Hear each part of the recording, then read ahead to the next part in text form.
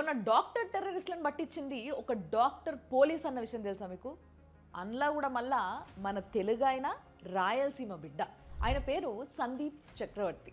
ఇప్పుడు ఆయన కాశ్మీర్లో ఎస్పీగా డ్యూటీ చేస్తున్నాడు. మొన్న జరిగిన బాంబ్ బ్లాస్ట్కి సంబంధించి ఫస్ట్ అనుమానం వచ్చింది కూడా ఈయనకే.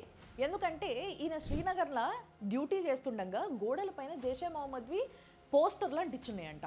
ఇవేవో అనుమానాస్పదంగా ఉన్నాయి, ఏదో జరగబోతుంది అని ఆయనకు డౌట్ వచ్చి సీసీ కెమెరాలల్లో ఆ పోస్టర్లను అతికిచ్చిన వాళ్ళు ఎవరు అని చూసి వాళ్ళని ట్రాక్ చేసుకుంటా పోతే ఈ మొత్తం ఎవరైతే డాక్టర్ టెర్రరిస్ట్ గ్యాంగ్లు ఉన్నదో, అంటే ప్రసాదాలల్లో రేజిన్ కలుపుదామనుకున్నది, ఈ 3000 కేజీల ఎక్స్ప్లోజివ్స్ ఇవన్నీ బయటపడ్డాయి అనమాట. పెహల్గామ్ అటాక్ల టెర్రరిస్టులు ఉన్నారు కదా, వీళ్ళని ఎన్కౌంటర్ చేసేటందుకు ఆపరేషన్ మహాదేవ్ చేసారు చూసారా.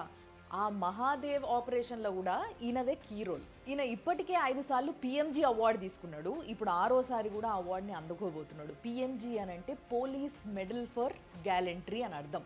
ఇది మోస్ట్ కరేజియస్ పోలీస్ ఆఫీసర్స్కి ఇచ్చే అవార్డు. తెలుగు హీరోలు అంటే ఈయన లాంటి వాళ్ళని తెలుగు హీరోలు అని అంటారు.